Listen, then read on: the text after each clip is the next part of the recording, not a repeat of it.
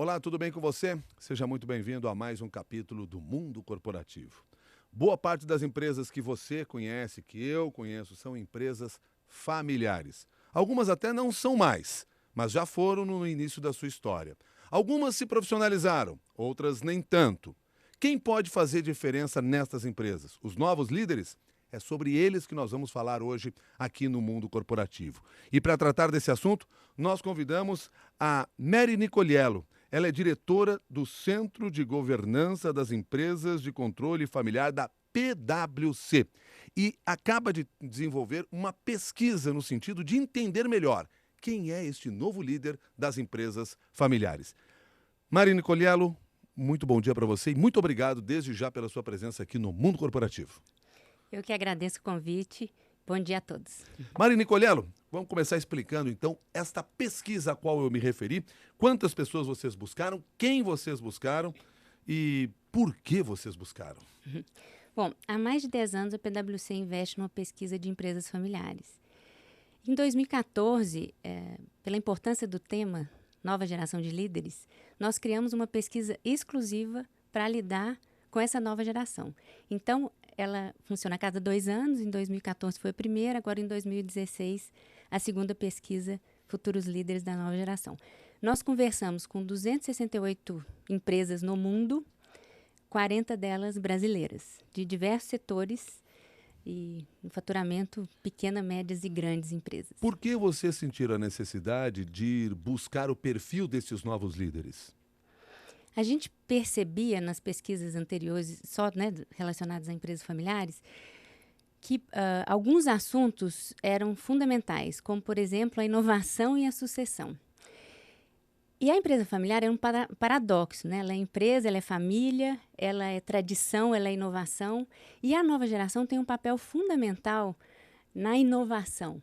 Então, quando a gente pensa no crescimento, desenvolvimento, na perpetuidade dessa família empresária, é fundamental preparar as novas gerações para assumirem o comando e os desafios desse novo mundo que a gente enfrenta. Quando nós estamos falando aqui em empresas familiares, nós estamos falando em mais de 80% das empresas que existem hoje no mundo. Sim. Mais de 80% das empresas no mundo são de controle familiar.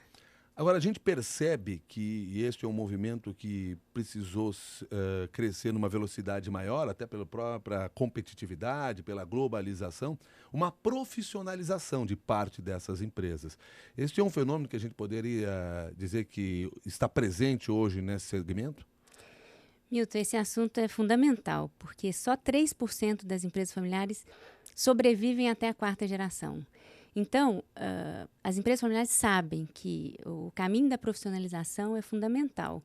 E para profissionalizar a empresa, existem várias ferramentas da governança que vão contribuir para isso. E aí a gente fala de 3 caminhos dessa governança, né? A governança familiar, a governança corporativa e a governança societária. Então, a empresa que nasce de controle familiar tem esse desafio de se profissionalizar rápido, para garantir competitividade nesse mercado, principalmente no mundo de hoje. Agora, deixa eu perceber aqui, a partir daquilo que você disse, só 3% sobrevive até a 4ª geração.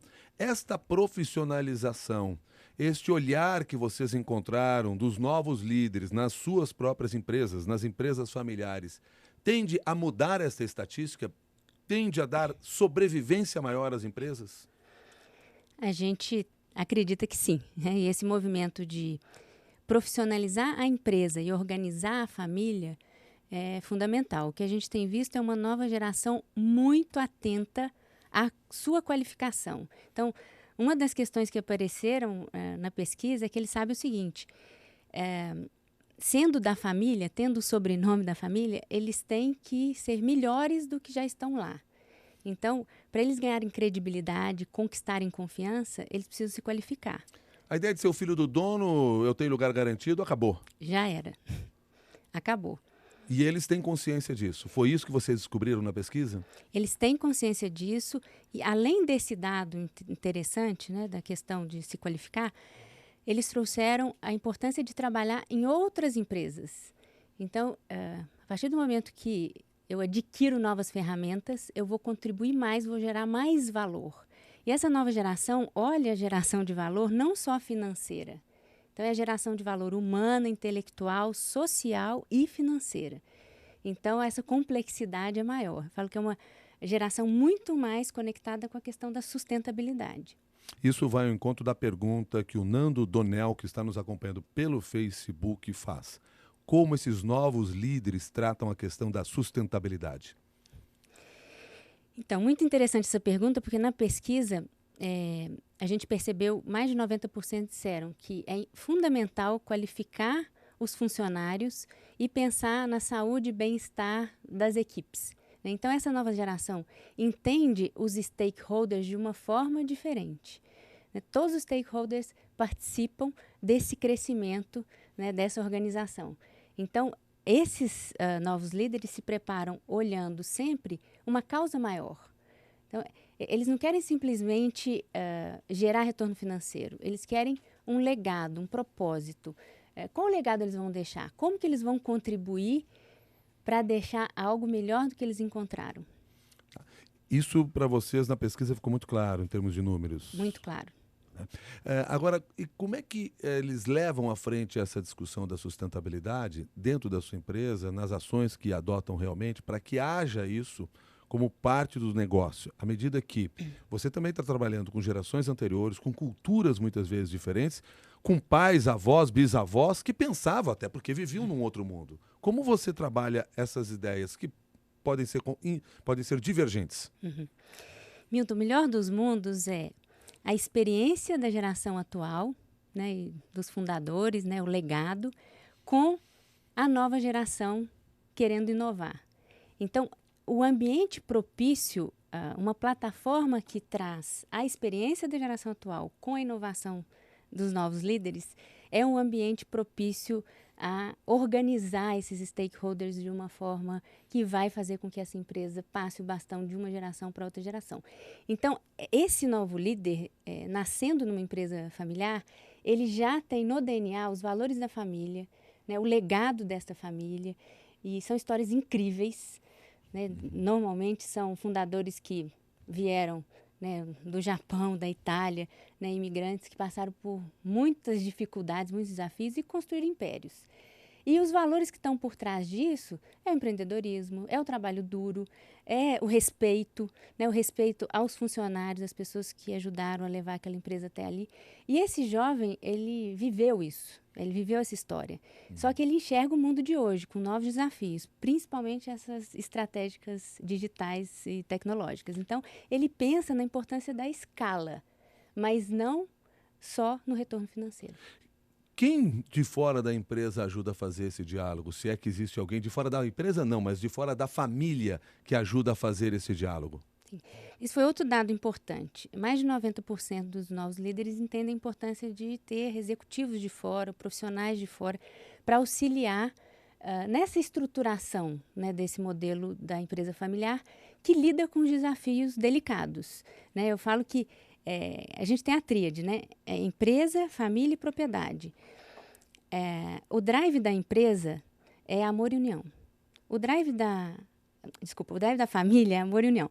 O drive da empresa é execução e resultado. E o drive da propriedade é proteção do patrimônio. Então, eu tenho que ter uma família integrada e coesa que inspire os negócios desta família. E esses negócios têm que gerar resultado. E a propriedade tem que gerar riqueza. Mas que tipo de riqueza que essa nova geração vislumbra? É a riqueza não só financeira, mas a riqueza onde ela tem um impacto humano, um impacto social e um impacto intelectual. Então, quando eu falo de riqueza da empresa familiar, é um conjunto que não se esgota na questão financeira. Bom, aproveitando aqui a pergunta do Cláudio Soares também, ele quer uma dica de como ele pode estar mais próximo desses novos líderes do ponto de vista do perfil. Então, eu lhe pergunto, se a gente tivesse que traçar aqui, com base no que vocês encontraram, quem é este novo líder?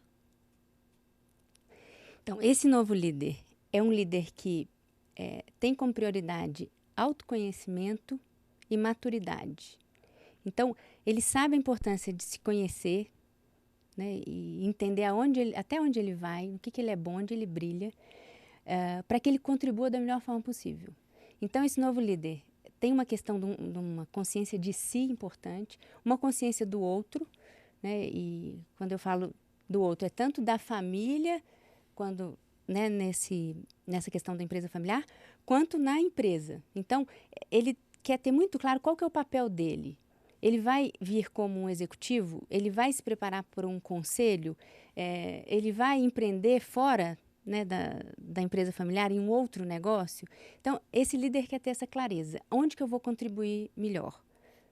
Agora, vocês perceberam da pesquisa que muitos desses novos líderes, antes de assumirem o seu papel dentro da própria empresa familiar, vão buscar experiência em outras empresas? Sim. Interessante, mais da metade citou isso. E aí tem um case interessante na pesquisa global, é uma terceira geração de uma empresa familiar na Alemanha, que falou o seguinte: eu fui me qualificar fora, ele estudou na Inglaterra, né, fez vários estágios, depois retornou à família, mas antes de voltar, ele fez um combinado com o pai. Falou: pai, eu gostaria de voltar, mas com um plano de carreira. Como não existe para mim, eu quero desenhar e quero que você aprove. Então, ele desenhou o plano de carreira dentro da organização, onde ele, né, quais os setores que ele queria passar, para ele ir subindo aí, né, até chegar a CEO. E foi isso que ele fez. Desenhou o projeto dele, hoje ele é CEO de uma empresa na Alemanha. Geralmente, esses jovens têm um plano de carreira? A maior parte deles não. Esse foi, inclusive, a gente enxerga como uma certa queixa, né? É importante a empresa familiar se preocupar com uma estrutura de desenvolvimento de carreira propícia para esse membro da família. Se ele quiser ser um executivo, né, ele tem vários pipelines de liderança que ele vai ter que enfrentar. Se ele quer se preparar para um conselho, né, são outros desafios. Então, o que a gente percebeu na pesquisa é que eles querem participar da empresa, mas eles querem se preparar para isso. Eles querem chegar, não porque são filho do dono, né? No caso que você contou agora há pouco, ou no exemplo que você nos trouxe agora há pouco, houve a iniciativa do próprio jovem pedindo ao pai para que fosse feito um plano de carreira, ou que se desenhasse um plano de carreira em parceria. Geralmente é ele quem vai provocar essa discussão, então, dentro da empresa, e não a empresa que vai trazê-lo para que o plano de carreira seja desenhado? Sim. Eu entendo como o papel desses novos líderes, é o que a gente percebeu, eles têm ambições importantes e grandes expectativas. E quando provocados, eles de fato entendem que eles são protagonistas dessa nova geração de líderes, então, que eles querem participar. Então, o Christian, que é esse caso, né, do CEO da Alemanha, além de construir, ele foi lá, validou, não só com o pai, né, mas depois com a organização, e fez questão de respeitar as regras da governança da empresa familiar dele. Então, esse novo líder, ele sabe que ele não está sozinho e ele vai respeitar todos esses stakeholders que o acompanham, sempre pensando em como ele vai gerar mais valor e credibilidade no momento que ele voltar para a empresa. Uma questão aqui colocada pelo Racitec, que está nos acompanhando também pelo Facebook, ele diz assim, ele considera que o próprio estilo de vida, regado na maioria das vezes de muito conforto financeiro, torna esses descendentes em ficar mais ao longe da empresa, mais distante da empresa, não se permitindo determinadas responsabilidades. Isso ainda é uma realidade? Isso ainda existe muito, levando em consideração a quantidade de empresas familiares que nós temos? Nossa, excelente comentário. O que a gente percebe é o seguinte: quando existe uma plataforma de desenvolvimento da família empresária, esse jovem muito cedo está conectado com todos os desafios que essa família empresária tem. Então, ele vai conhecer desde cedo os fundamentos do negócio onde essa família atua e vai encontrar qual a melhor contribuição dele. Se ele não encontra, de fato, ele se afasta. Então, um trabalho importante na governança familiar é o que a gente chama de escola de acionistas. É uma escola onde a gente desenvolve todas as habilidades e competências e traz esses jovens desde cedo para o universo dessa empresa familiar. Que quando ele é conectado, né, desde cedo, é muito interessante porque ele tem um orgulho de pertencer àquela história, àquela família, aquele legado. Então, ele quer contribuir, né? Ele tem que encontrar a melhor forma de contribuição. Então, nós estamos trabalhando com tradição e inovação ao mesmo tempo. É o grande paradoxo da empresa familiar. Tradição e inovação. E o mundo ideal é a tradição de mudar. Porque todo negócio tem um ciclo de vida. Então, um outro desafio da empresa familiar é pensar no portfólio. E essa nova geração, na pesquisa a gente percebeu, traz isso. Qual que é o portfólio que eu já tenho que me preocupar, que vai ser o nosso negócio daqui a 10 anos? Com certeza, conectado às estratégias digitais, às mídias sociais. E como que eu vou aproveitar esse histórico que já existe e inovar em algo que a gente ganhe escala e participe desse mundo? Nós corremos o risco, e eu estou usando a expressão corremos o risco apenas de forma figurativa, de no futuro termos aí empresas familiares apenas digitais? Sim, não acho que seria um risco. Pois é, por isso que eu usei a expressão corremos o risco, mas essa é uma tendência, então, para ficar mais apropriado aqui, é uma tendência que se tenha empresas familiares mais digitais diante do que nós estamos vendo e da experiência que estas novas gerações têm? Milton, incrível que você está trazendo pelo seguinte, qual que é a diferença da empresa familiar? Não é o tamanho, não é o modelo de gestão, não é em que geração ela está. A diferença da empresa familiar é a propriedade, como que ela cuida do que ela tem, daquela riqueza. Então, a gente está falando de uma matriz de propriedade, certo? Quando você traz esse comentário, o que você está dizendo? E também é o que a gente percebeu aqui. O mundo está mudando e está indo para uma matriz de acesso. Acesso à informação, acesso à comunicação, ao conhecimento. E as novas tecnologias estão diretamente ligadas a essa questão. E a juventude sabe disso.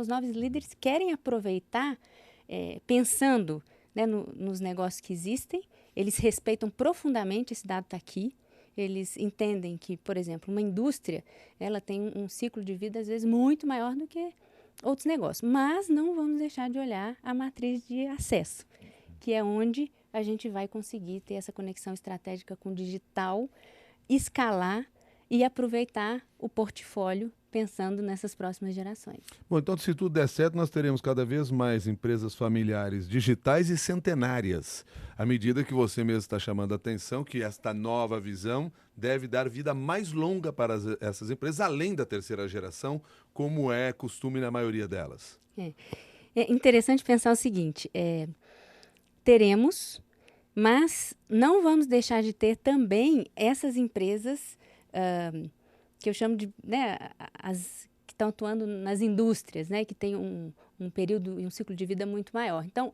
o que eu enxergo? Se você pensar que você tem empresas familiares com mais de 100 membros, pense que cada membro familiar é um ativo. Um ativo da família, um ativo individual. E esse ativo humano, ele pode criar diversos outros negócios. Então, eu enxergo uma empresa familiar com um portfólio diversificado, com diversos negócios, aproveitando o ativo familiar que ele tem. Quer dizer, daquele negócio principal que sustentou a família durante muito tempo, podem surgir vários outros desenvolvidos a partir da própria expertise dessa empresa? Sim. É isso que nós vamos chegar? Tenho vários exemplos, no Brasil e no mundo. Você daria um exemplo assim no mundo que vem à mente agora, que ilustre isso? Sim, eu tenho um exemplo muito interessante que é o seguinte, um jovem brasileiro, e a empresa aqui atua indústria de aço, e ele resolveu que ele queria novos negócios, foi estudar fora, formou na Inglaterra, resolveu ir para a Alemanha, e na Alemanha ele começou um novo negócio. E este novo negócio, patrocinado por essa família, hoje é maior do que o negócio que eles têm no Brasil. E lá ele utiliza mídias sociais. Então, a gente tem vários exemplos onde a nova geração aponta para a família novos caminhos para a diversificação desse portfólio. A Renata Reis pergunta como convencer a empresa familiar de que muitas vezes é necessário o auxílio de um profissional. E imagine que quando ela fala de um profissional, ela está falando de alguém que era de fora da empresa, que não faz parte da família. Excelente pergunta, Renata. Como a empresa familiar funciona? Com confiança. Então, para que você escolha um membro externo, é importante que ele tenha os valores da família. Quais são os valores fundamentais dessa família? Né? E essa pessoa, é importante que ela compartilhe esses valores. A competência fundamental essa pessoa tem que ter, mas os valores para a comunicação com a família, para que essa pessoa ganhe confiança e estabeleça uma relação forte, é fundamental. Nós já tínhamos falado sobre a profissionalização das empresas familiares. E você me chamou a atenção que, além da profissionalização, precisa pensar a profissionalização da empresa familiar e a organização da família, que são dois conceitos diferentes, mas que devem andar em paralelo. Sim. Quando a gente olha um organograma da empresa, normalmente a gente tem o presidente, né, e abaixo do presidente, né, todas as caixinhas. Quando a gente olha o organograma da família, é dali para cima. Então, eu vou ter o conselho de família, eu vou ter comitês, eu posso ter um conselho de sócios, um conselho do instituto ou da parte de filantropia desta família. Organizar a família é entender qual que é a estratégia dessa família empresária. Ela existe para quê? Que é diferente da estratégia da empresa. Então, tem muitas famílias empresárias que têm iniciativas sociais, né, e de filantropia de uma riqueza incrível. E os familiares, muitas vezes, estão ali, atuando nessas frentes onde geram muito valor para a empresa, muita reputação, né, reforço para a marca, mas de um outro lugar. Então, organizar a família é entender aonde esses ativos familiares vão atuar da melhor forma possível, no eixo acima sempre do presidente ali, né, nos conselhos, nos comitês. Um outro ouvinte que acabou de escrever para cá, pelo Facebook, eu perdi o nome dele aqui na frente, mas ele vai se sentir atendido se você responder a questão dele, que eu ainda lembro, porque ele diz assim que muitas das coisas, muitas vezes dentro de empresas familiares, e imagino que isso aconteça principalmente em empresas menores, quando você vai propor uma mudança, as pessoas dizem, mas nós sempre fizemos assim. Essa expressão, ela ainda pauta muito das discussões internamente nessas empresas? Sim. A gente sempre fez isso? Sim. Aí. Sim. Mudar é um desafio, né? E é natural, né? Eu já escutei isso muitas vezes. Você, inclusive, já escutou isso várias vezes. Sim. E como lidar com isso? Né? É uma pergunta interessante, porque existem várias formas de pensar nessa questão da inovação. Quando eu falo que o melhor dos mundos é a tradição de mudar, né? Muitas vezes a empresa não está enxergando o ciclo de vida dela daqui a 10 anos. Né? Então, ela está enxergando aquele momento e ela não enxerga o risco da continuidade daquele negócio se não tiver algo diferente na natureza daquilo que ela faz. Então, inovar é fundamental. Agora, o como inovar, que aí depende.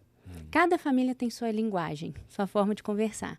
Então, é muito importante, aí voltando à pergunta, né, da Renata, a respeito, né, de como trazer essa pessoa, trazer uma pessoa que sabe conversar, sabe falar a língua da empresa. E aí, como falar a língua da empresa? Né? Normalmente eu estudo, a gente chama de gestão do legado. Qual que é a história? Como começou essa empresa? Da onde ela saiu? Onde ela chegou? Por que ela chegou aqui? Né? O que é fundamental? Quais foram os ingredientes que não pode faltar daqui para frente? Mas tem alguns que a gente pode alterar, né? A gente pode mudar. Então, é muito importante conhecer a história, entender por que nunca mudou. E aí, a partir dali, pensar numa estratégia de mudança. Uma família com vários filhos, quem é que decide qual filho que vai assumir o comando da empresa? Essa é uma pergunta de ouro. E é um momento muito delicado. Né, você tem filhos, né? Você sabe, assim, como escolher um filho, né? O que eu acredito, né, que é importante o seguinte, que os filhos entendam quais são os desafios que eles vão enfrentar. Então, para você sentar naquela cadeira, o que você tem que entregar? Quais são esses desafios? E você está preparado para isso? Né? E nesse modelo, né, que eu citei, do desenvolvimento da escola do acionista, a gente programa desafios para que eles se conheçam. Então, vamos supor, são 5 irmãos, né? Quais estão preparados para sentar nessa cadeira? Vamos supor que 2, né?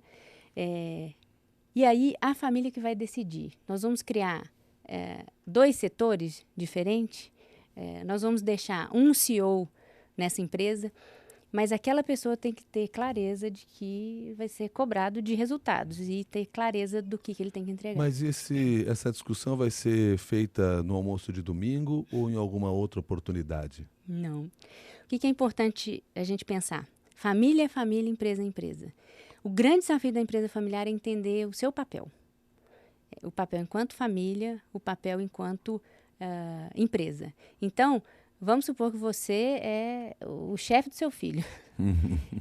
Enquanto chefe do seu filho, você tem uma série de responsabilidades. Enquanto pai, são outras responsabilidades. E a estruturação da governança que nos apoia nessa estrutura. O que é o quê? Quais são os papéis? Onde que está o poder? Como que ele funciona? E quais as práticas que essa família vai usar para resolver essas questões? Marine Colhello, chegando aqui no final dessa nossa conversa, eu queria que você nos resumisse aí de uma maneira, da melhor maneira possível. Afinal, quem são e o que querem esses novos líderes das empresas familiares? O que a gente pode esperar deles a partir de agora? Uma mudança nestas empresas, no olhar dessas empresas, que vai impactar uma mudança de um país? E aí eu estou me referindo do Brasil?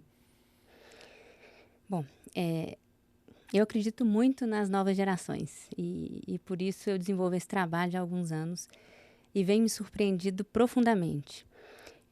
E a pesquisa veio confirmar algumas questões que a gente vem trabalhando, que é a importância de se qualificar. O jovem sabe que ele precisa de ganhar confiança, né, de ganhar credibilidade. Então, para isso, ele tem que se qualificar e uma qualificação global, né, não só pensando no Brasil. Uma outra questão, a sucessão é um processo, ele sabe disso. Então, ele não vai tá lá porque ele é filho do dono, né? É como se ele estivesse num palco, abriu a cortina e não vai fechar mais. E ele sabe disso. Então, ele está se qualificando para isso. Então, é um líder consciente dos desafios que ele vai enfrentar. Consciente das megas tendências.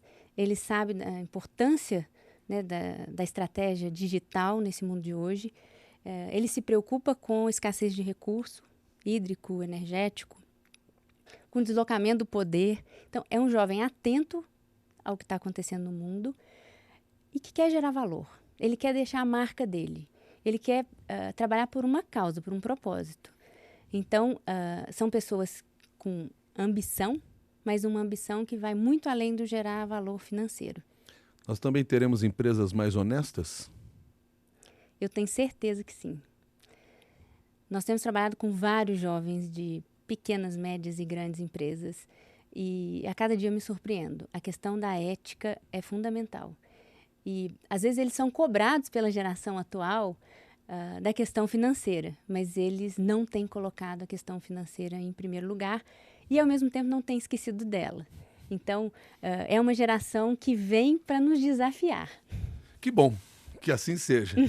Marine Colhello, quero agradecer sua gentileza de conversar conosco, trazer aí parte deste trabalho que vocês desenvolveram na PwC, nessa pesquisa que, aliás, com boa parte dos dados à disposição também no site pwc.com. Lá as pessoas vão encontrar esses dados todos. Aliás, se você quiser o endereço aqui correto para anotar enquanto está nos acompanhando, pwc.com/nextgen. NextGen, Gen. E aí você vai ter acesso a vários desses dados sobre os quais nós conversamos aqui. Muito obrigado e até uma nova oportunidade, Mari. Eu que agradeço. Bom dia a todos. E a você que participou deste Mundo Corporativo, nosso agradecimento também. Tenha participado ao vivo pelo site ou aí pelo Facebook, mandando as suas perguntas. Lembrando sempre que nós queremos que esse conhecimento seja compartilhado com outras pessoas. Portanto, pegue o link dessa entrevista, mande para os seus amigos das redes sociais e, se quiser, você vai lá na nossa página, no nosso grupo de discussões no LinkedIn, o grupo de discussões Mundo Corporativo da CBN, onde você, inclusive, pode publicar as suas ideias e os seus artigos. Até um próximo capítulo do Mundo Corporativo. Até mais!